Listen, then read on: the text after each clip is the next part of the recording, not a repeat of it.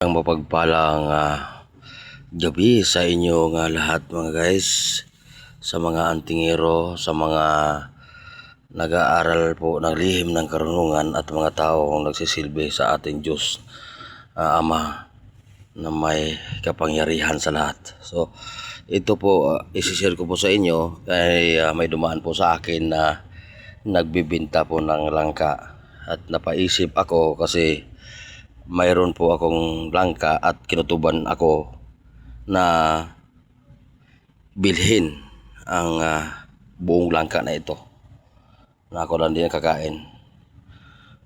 Mayroon po tayong nakuha dito sa may bandang Puitan. Ito po kinain ko at mayroon po tayong mutya. Ayan. Ayan po ang mutya. Lapitan natin. Ito po yung mutya na na manipis na siya nakuha, pero ito hindi ko pa siya nasubukan.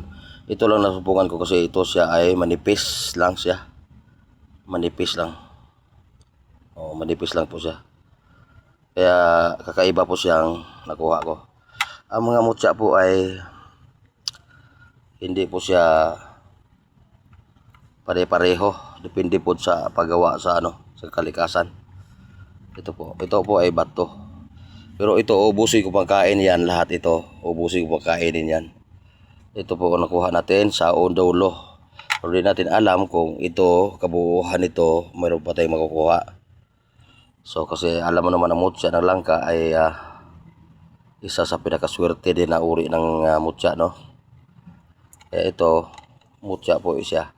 Siya po ay bato. Ayan. Malalaman mo may aura ang langka. Ayan. Ito ay bato. Okay. Yan po. Ito po ay nasubukan ko kahapon na kumakain ako. Yan pa po. Hindi ko pa inaitapon yung mga kinainan ko. Ito ang nakuha natin. Original. Yan. Anyway, ang mutya ng langka is mga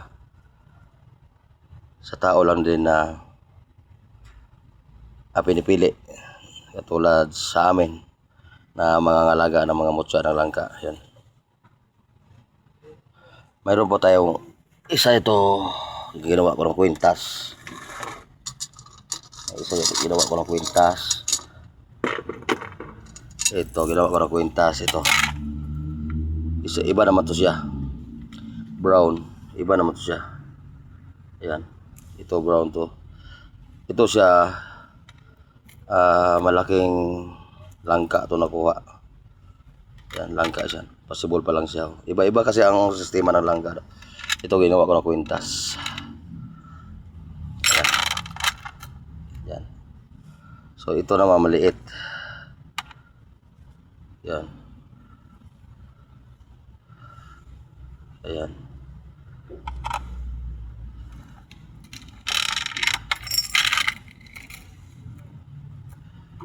Ayan po, maliit na kwinta. Ayan.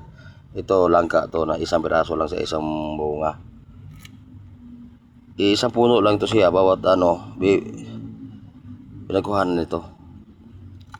Iba. Tapos ito naman, kahapon may dumadaan. Ito naman.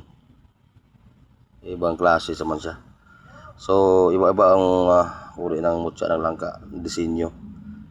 Ayan. Diba? Ayan po.